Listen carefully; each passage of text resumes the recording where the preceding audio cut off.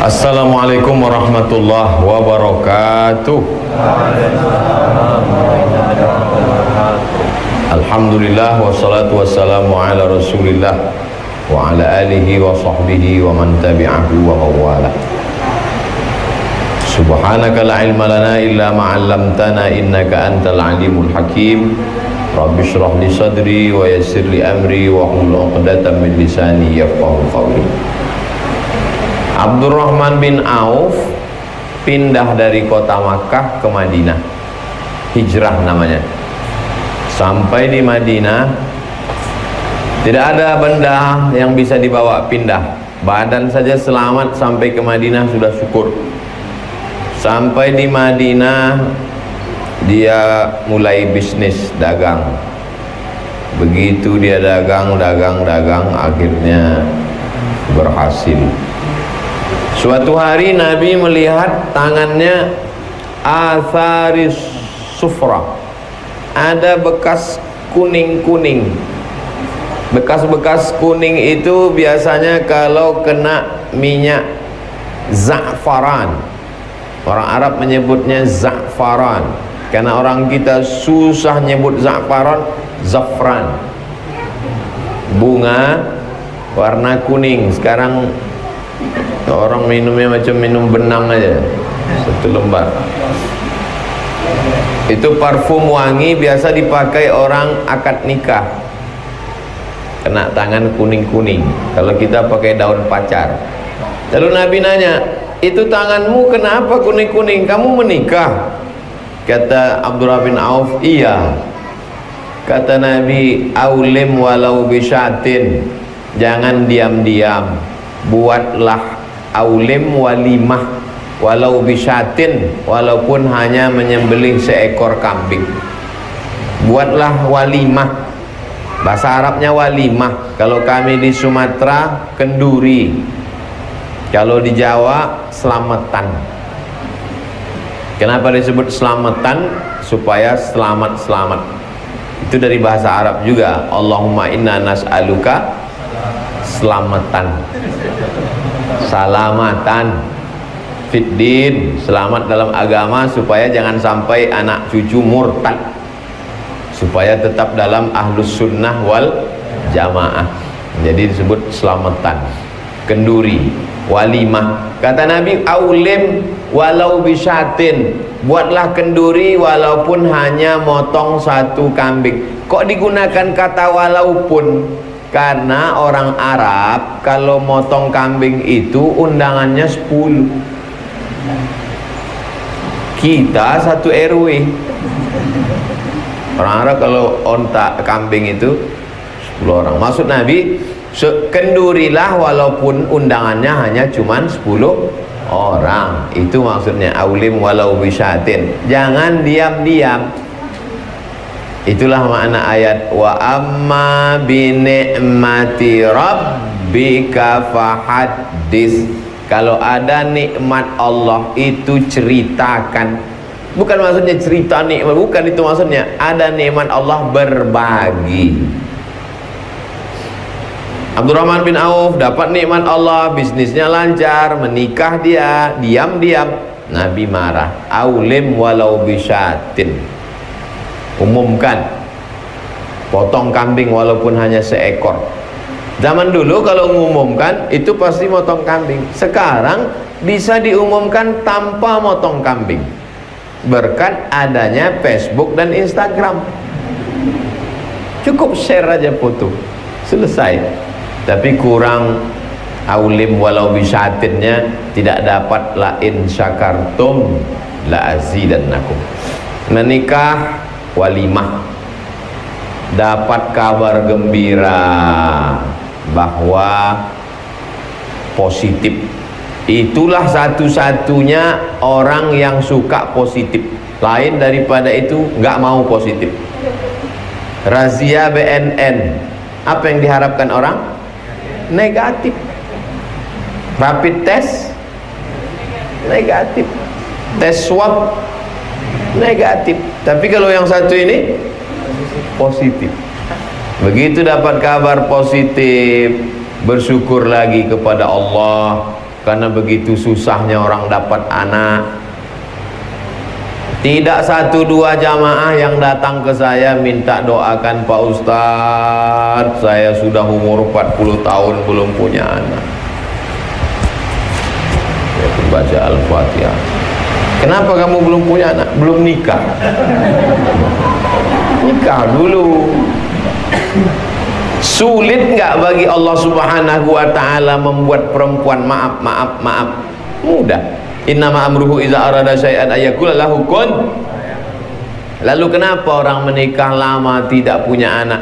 Allah cuma ingin melihat engkau menangis di tengah malam meneteskan air mata. Ya Rabb, Allah suka melihat kau berdoa. Allah itu suka melihat kita berdoa syisa'a na'lih, walaupun hanya mengadukan tali sendalnya putus. Allah suka melihat kita berdoa. Putus tali sendal, ya Allah gantilah sendal yang baru. Ya Allah, suka Allah melihat kita berdoa. Allah yang nyuruh kita berdoa. Ud'uni astajib lakum. Berdoalah kamu padaku, mintalah padaku. Makanya tiap hari 17 kali kita katakan iyyaka na'budu wa iyyaka nasta'in. Makanya walimah yang kedua adalah ketika mendapatkan berita kehamilan. Sekarang banyak orang menikah nggak mau hamil, disuntik biar supaya jangan hamil. Akhirnya nggak hamil. Diperiksa sama SPOG, spesialis kandungan, rupanya disuntikkan bahan kimia ke dalam, kering itu rahim, tak hamil. Tak satu dua. Oleh sebab itu tujuan dari pernikahan adalah supaya mendapatkan anak yang soleh. Aku, kata Nabi SAW, di padang mahsyar nanti bangga, mukasirum bikum, aku bangga dengan kalian. Kenapa?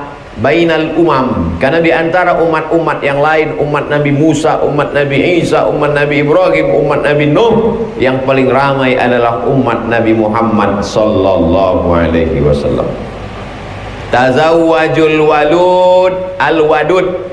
Tazawwajul walud al-wadud.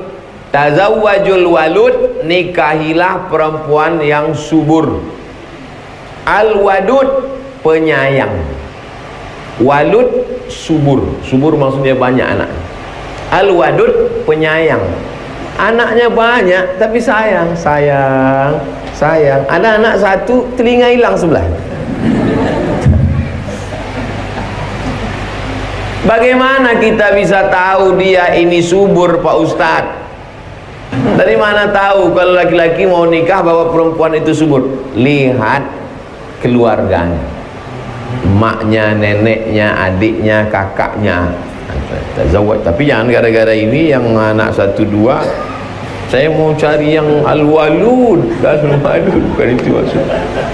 Mensyukuri nikmat Allah Subhanahu wa ta'ala dari mulai awal, lalu kemudian setelah punya anak. Saya iri sama teman saya, Pak Ustadz, saya sudah nikah 10 tahun belum punya anak. Kamu? Itulah, saya sudah 10 tahun belum. Tetangga saya nikah Januari, Maret punya. Itu tidak perlu iri. Itu perbuatan maksiat, dosa. Justru kita bersyukur, alhamdulillah, selamat kita dari perbuatan maksiat. Maka sesungguhnya anak itu adalah rezeki dari Allah.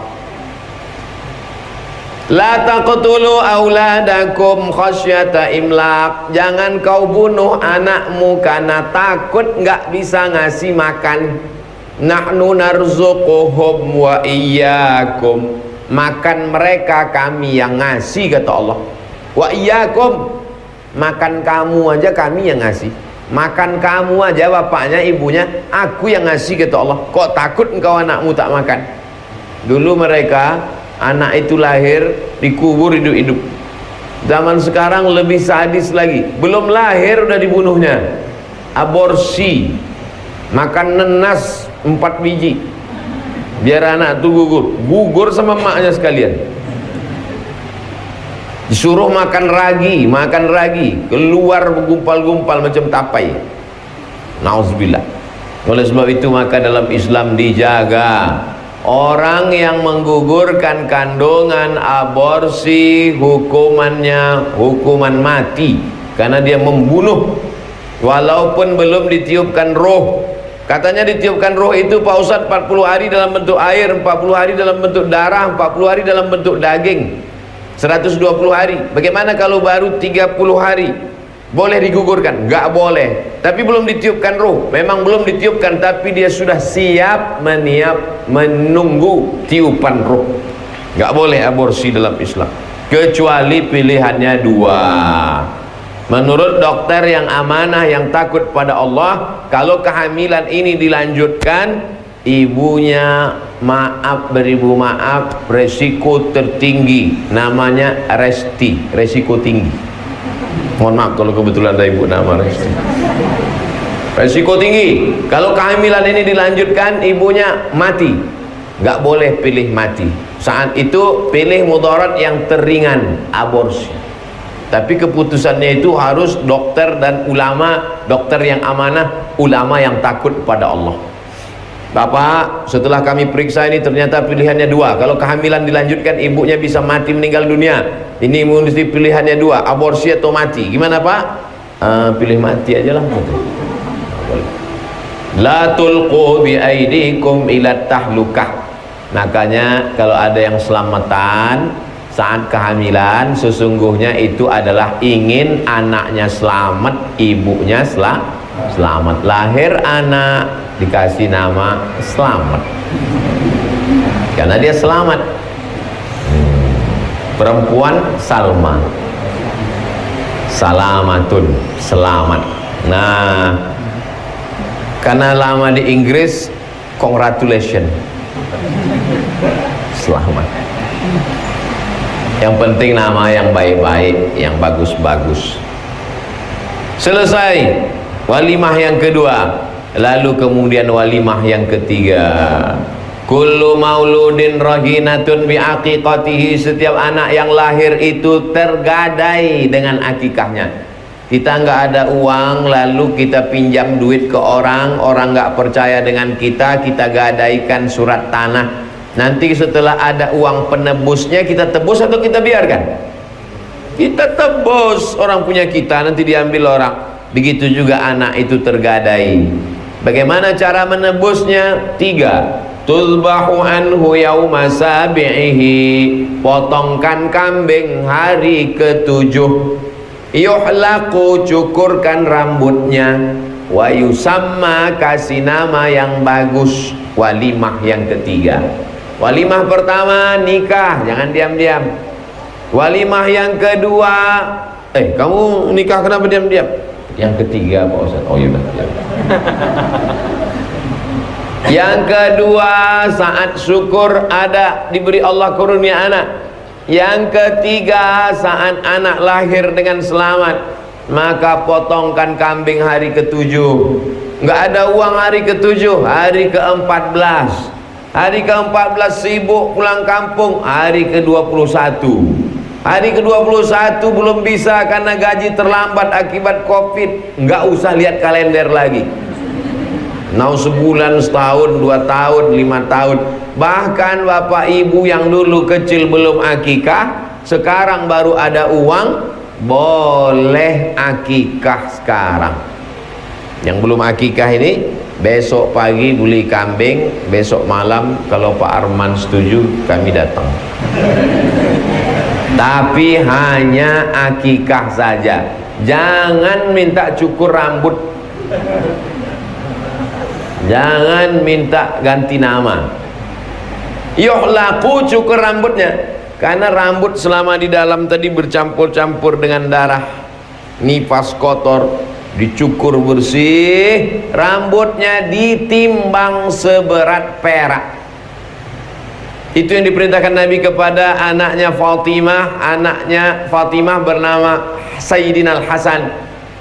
Cukur rambut Hasan, timbang setimbang perak. 1 gram perak sekarang 70.000. Jadi kalau berat rambut anaknya 10 gram, sedekah 700.000. Tapi Pak Ustaz ada yang ngasih tahu emas. Yang ngasih tahu emas itu dalilnya qiyas.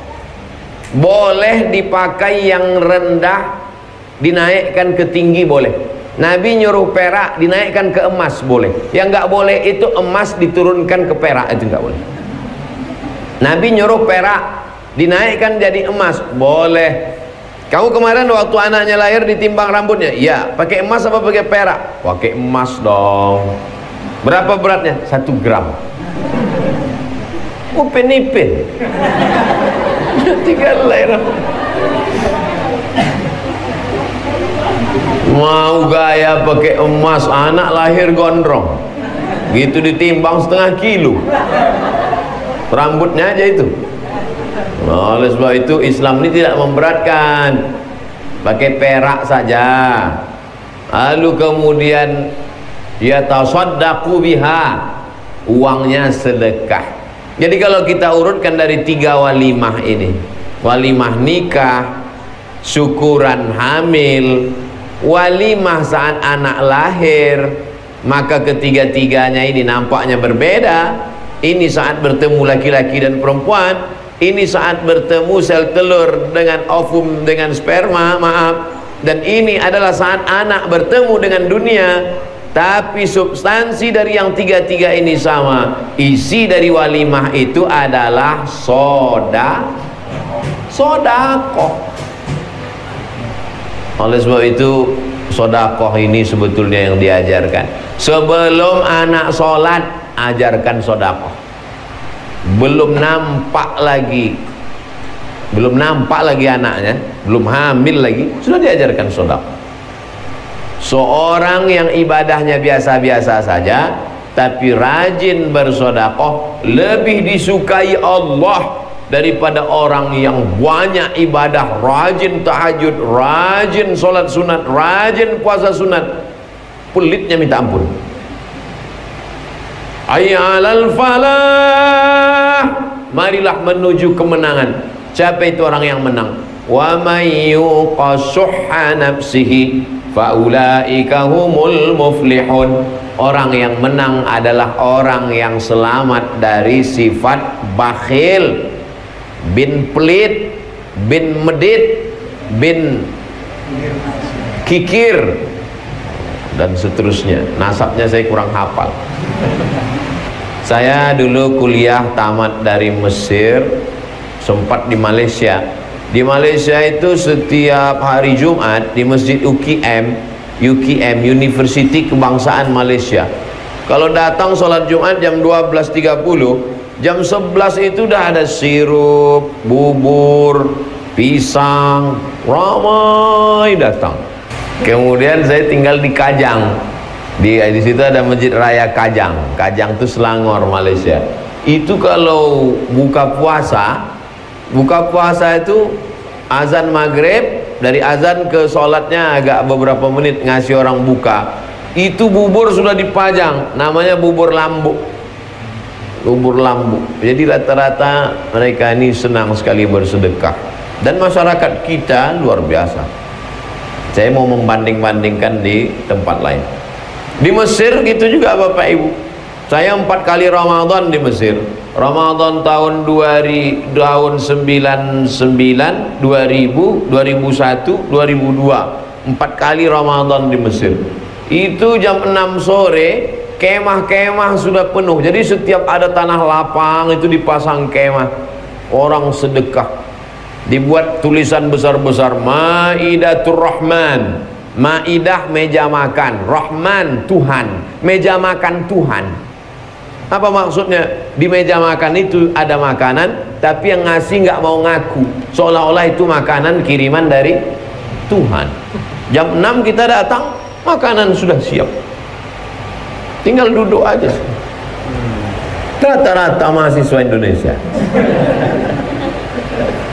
anak Afrika ada juga, anak Turki, ramai. Waktu itu anak Indonesia mahasiswa 2.473 orang. Sekarang sudah 7.000 orang. Dibandingkan kami 20 tahun yang lalu di Mesir. Luar biasa. Pindah saya ke Maroko. Di Maroko saya tinggal di asrama. Pas bulan puasa, hari pertama bulan puasa sore, saya lihat ada 2 drum besar. apa nih, buka tutup bubur, bubur harira namanya. Buka puasa orang Maroko itu buburnya seragam semua, bubur harira, isinya kacang, tepung gandum, campur daun-daun, bubur asin. Pindah saya ke Sudan. Sudan itu tidak kaya, susah. Bertamulah saya ke rumah guru saya, rumah dosen. Sebelum masuk ke rumah, itu pintu rumahnya. Sebelum masuk rumah, dia tahan dulu, stop dulu. Kenapa Syekh? Stop dulu. Dibaringkan kambing. Semua tamu langkahi kambing ini. Apa ini? Begini kami, tradisi kami menerima tamu. Jadi saya langkahi kambing itu semua masuk. Setelah itu dipotong kambing di depan pintu. Bismillahirrahmanirrahim, Allahu Akbar. Langsung ditiup. Kita kemarin hari raya kurban lama betul menguliti kambing itu. Di Sudan kambing itu tidak dilobangi aja ujung kakinya, ditiup kayak balon. Setelah itu baru dicopot seperti melepas jaket. Lepas. Ringan aja, simple. Saya coba nggak bisa. Lalu daging itu dipotong, makan. Jadi dari 4 negara itu, Mesir, Sudan, Maroko, Malaysia, berbeda sukunya, berbeda warna kulitnya, tapi ada satu kesamaan. Kesamaannya adalah sodakoh. Jadi sodakoh ini luar biasa. Oleh sebab itu maka ada beberapa hadis Nabi tentang keutamaan sodakoh. Di antaranya adalah terkabulnya doa karena sodakoh. Terjebak 3 orang di dalam gua. Gua itu adalah tanah yang berlobang. Itu gua namanya. Ini perlu saya jelaskan, soalnya di Jakarta banyak sekali gua. Kan gua udah ngasih tahu sama lo. Tanah yang ada lobangnya, gua. Lalu kemudian suatu ketika 3 orang musafir dalam suatu perjalanan, hujan rintik-rintik, maka mereka pun bernaung di dalam gua. Begitu mereka bernaung di dalam gua, berlindung dari hujan, tiba-tiba datang batu besar bergelinding menutup pintu gua. Tertutup mereka di dalam, no signal, nggak bisa miss call. Akhirnya salah satu di antara mereka berdoa, ya Allah, aku punya pembantu. Pembantuku itu mau gajian tapi gajinya nggak diambil-ambil. Akhirnya uangnya itu aku belikan ke kambing. Kambingnya itu beranak pinak, bercucu cicit. Setelah kambingnya banyak, pembantuku datang. Aku panggil dia, come here. Terjemahannya, kenes dilu. Kadia. Kumaha atuh damang. Sini sebentar. Ada apa tuan? Dulu kamu pembantu saya kan? Iya. Belum ngambil gaji kan? Belum. Gaji kamu dulu yang nggak kamu ambil itu saya belikan ke kambing. Semua kambing ini adalah milik kamu. Ambillah semuanya. Akhirnya pembantuku itu mengambil semua kambing-kambing itu. Satu pun tak disisakannya. Parah juga pembantuku ini. Ya Allah, kalau memang sedekahku ini bisa sebagai pengabul doa, maka bukakanlah pintu gua ini. Tergeser pintu gua, dikabulkan Allah doa karena sodakoh. Maka boleh berdoa dengan menyebut sodakoh. Ya Allah, berkat masjid yang kubangun itu, maka mudahkanlah urusanku ini. Boleh. Tapi kalau bisa sendiri waktu berdoa itu, sendiri itu tengah malam tahajud. Ya Allah, berkat masjid yang kubangun itu, ya Allah. Ini enggak apa sholat Jumat, orang ramai, kamera udah hidup streaming. Ya Allah, berkat masjid yang kubangun itu,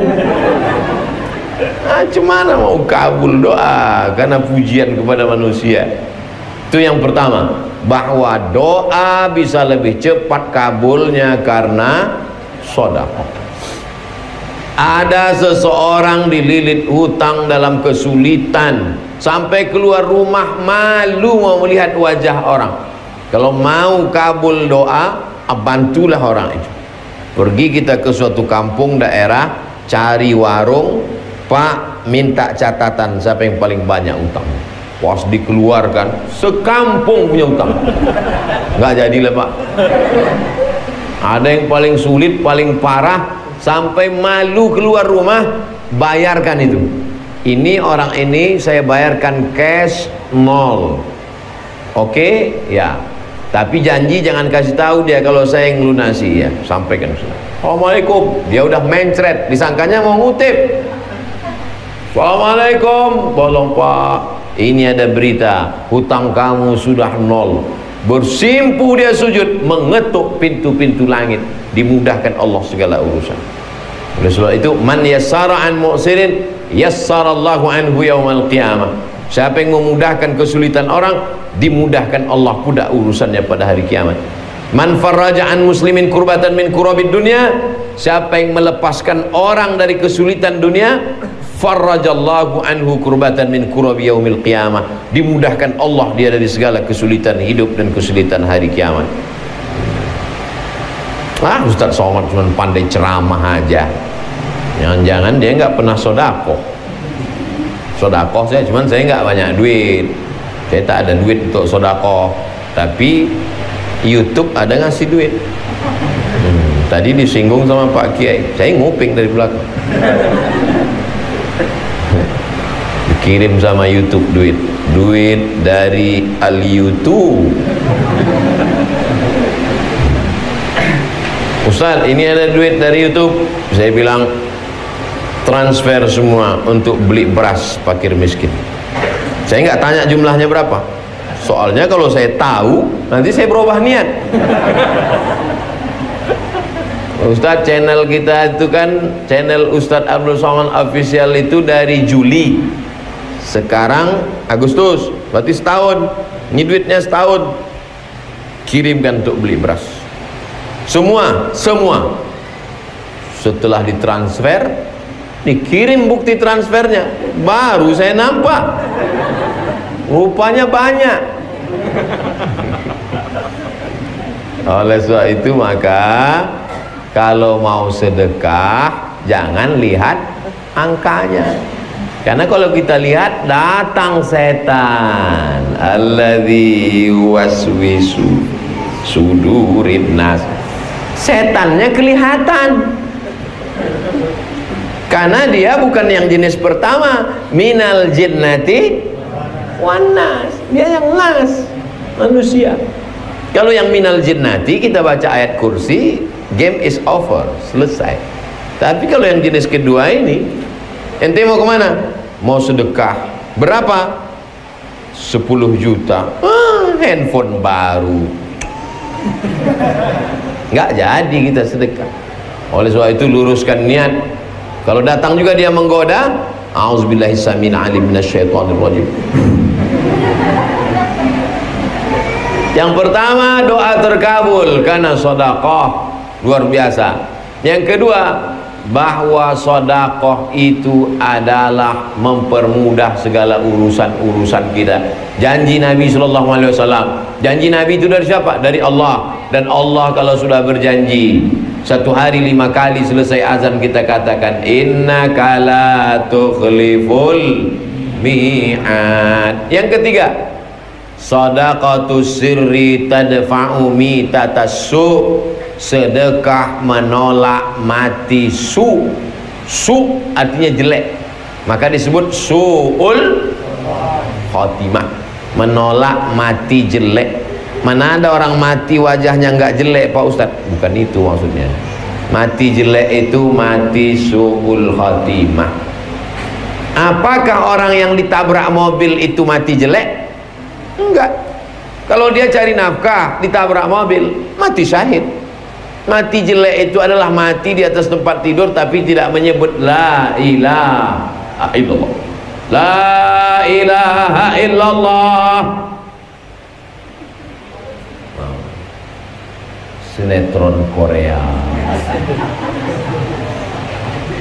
Apa yang paling sering kau tonton? Apa yang paling sering kau dengar? Apa yang paling sering kau lihat? Apa yang paling sering masuk ke kepalamu? Apa yang paling sering masuk ke telingamu? Apa yang paling sering mengganggu pikiranmu? Apa yang paling kau pikirkan dalam otakmu? Itulah yang akan datang waktu mau sakaratul. Alhamdulillah jamaah paling sering zikir, paling sering baca yasin, paling sering sedekah, maka itulah yang akan menolong.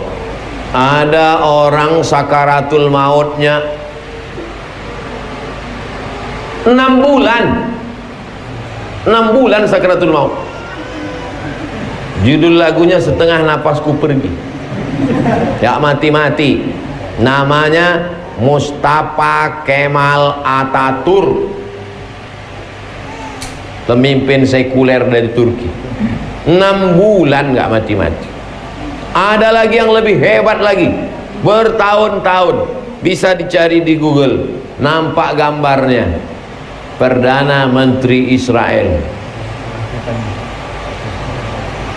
siapa namanya? Ariel Sharon. Bertahun-tahun tak mati-mati. Mati itu bukan kuasa kita. Bisa kita mati kehendak kita.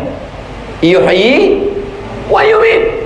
Allah menghidupkan, Allah mematikan. Berapa banyak orang mau mati nggak mati-mati? Berapa banyak orang nggak mau mati? Mati. Mau mati nggak mati-mati. Masuk kamar mandi, minum racun, nggak mati. Rupanya tabung racun udah ditukar sama sampo, nggak mati. Seminggu bubuih-buih aja, nggak mati kata Allah. Cari rel kereta api jam 3 sore, lewat kereta api, nggak mati, salah rel, nggak mati kata Allah SWT. Akhirnya inilah yang terakhir, nggak ada yang bisa menghalangi.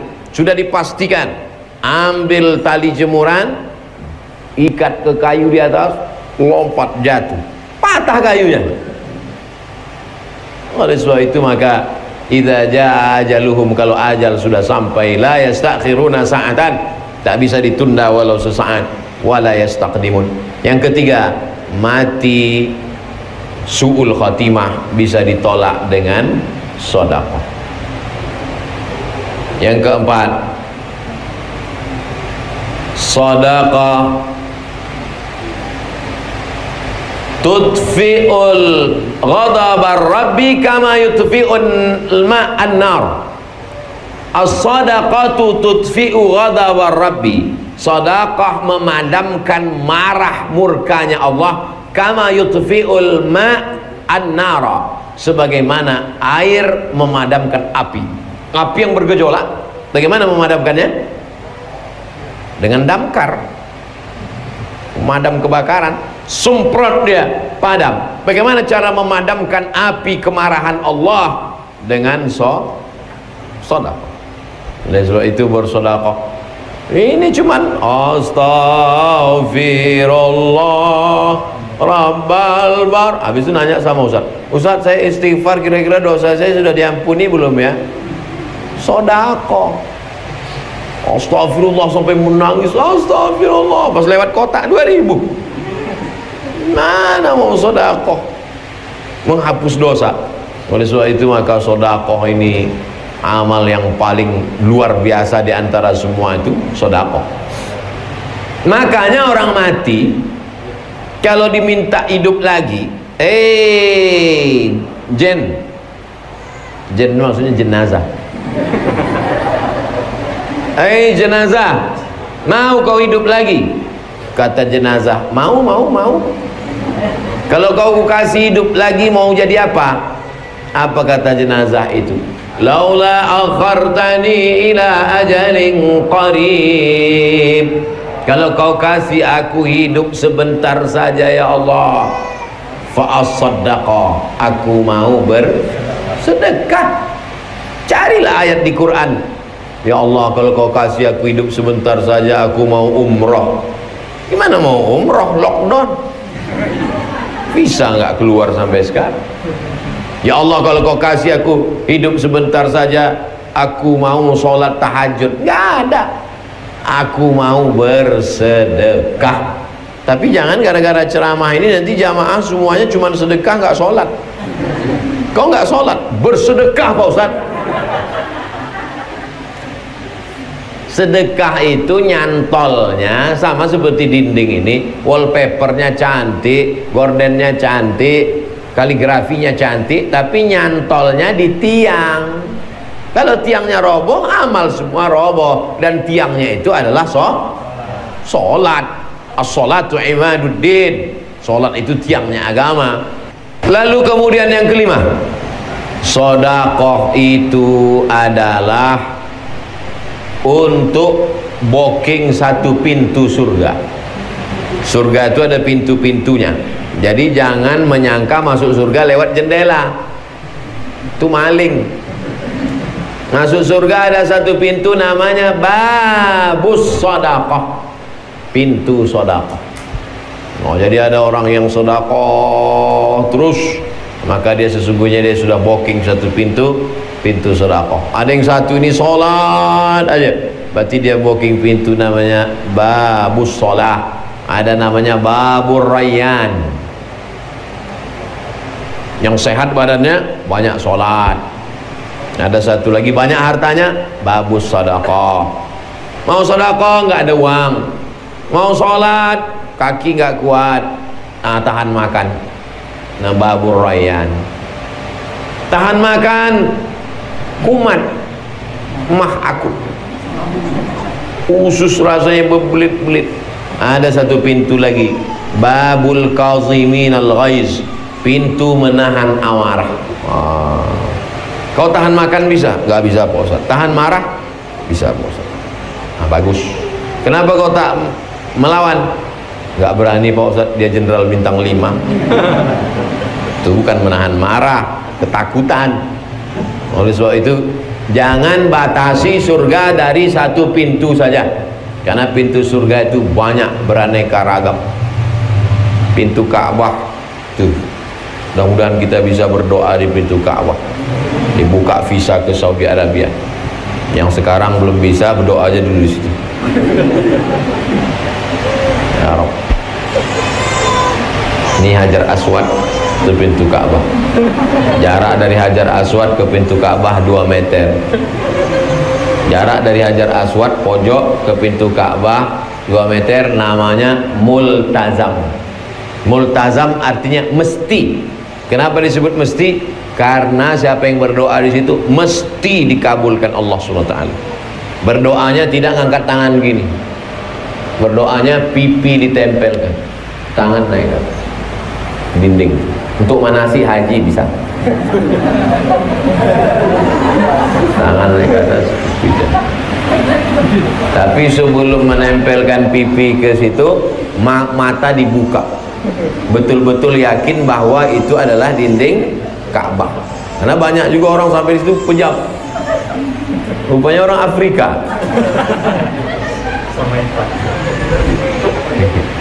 Oleh sebab itu maka sodakoh ini luar biasa. Ada saya ketemu sama orang, Ustadz Somad doakan saya. Doanya apa Pak? Jangan sampai saya mati sebelum selesai bangun 100 masjid.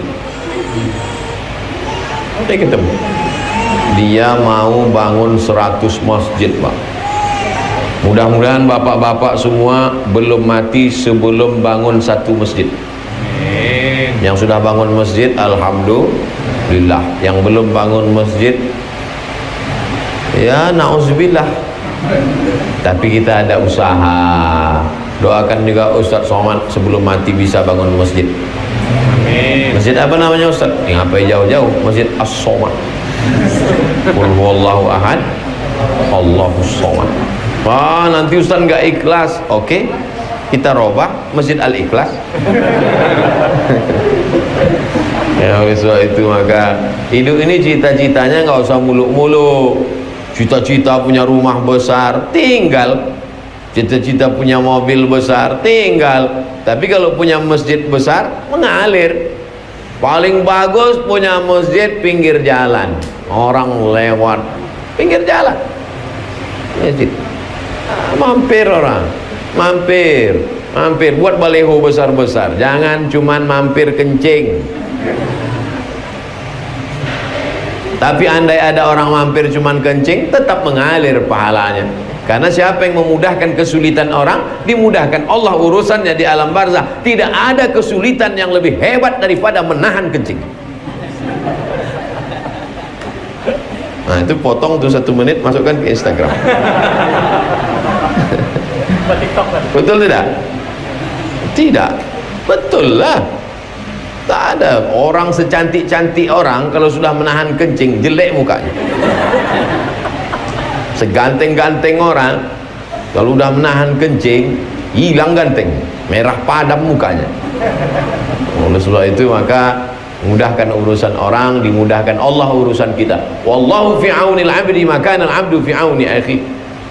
Cari itu mahasiswa-mahasiswa yang berprestasi tapi nggak bisa bayar uang semester, bayarkan. Kumpulkan anak-anak muda yang mau menikah tapi sulit mendapatkan biaya buat nikah massal, mudahkan urusan mereka. Tanya Pak Kua, berapa biayanya Pak Kua? 500.000. Buka pendaftaran 100 orang kali 500.000, mudahkan urusan orang. Cari orang-orang tua yang anaknya sudah tak ada, suaminya sudah meninggal, hidup sebatang kara tak makan. Tanya dia, ibu sendirian, anak tak ada, suami tak ada, sendirian, sudah tua, berapa makan sebulan? 5 juta. Banyak kali. Kasih dia bantuan, tolong orang susah. Oleh sebab itu maka yang bisa menolong sesuai dengan kemampuannya masing-masing. La yukallifullahu nafsan illa wus'aha. Allah tidak membebani orang lebih daripada kemampuannya. Bapak Ibu yang dimuliakan Allah Subhanahu wa taala, anak-anak kita latih sedekah. Kasih dia duit 10.000, 20.000, senyum dia, terima kasih papa, terima kasih mama, masukkan ke kotak itu. Gak jadilah kata dia. Seumur hidup sampai mati dia akan ingat itu. Sekali saya ceramah belum masuk kotaknya, 2 kali saya ceramah belum tentu menembus telinganya. Tapi sekali ibu bapak lakukan itu, kasih dia duit 5.000, 10.000, suruh dia salamkan ke fakir miskin, kasih, salamkan.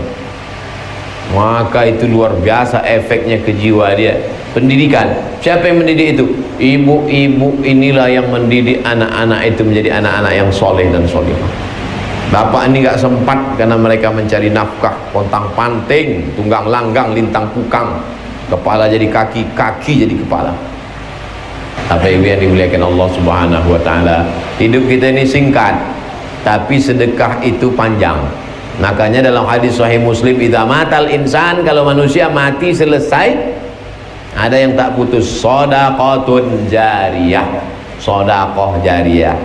Tapi sedekah yang paling afdal adalah wakaf.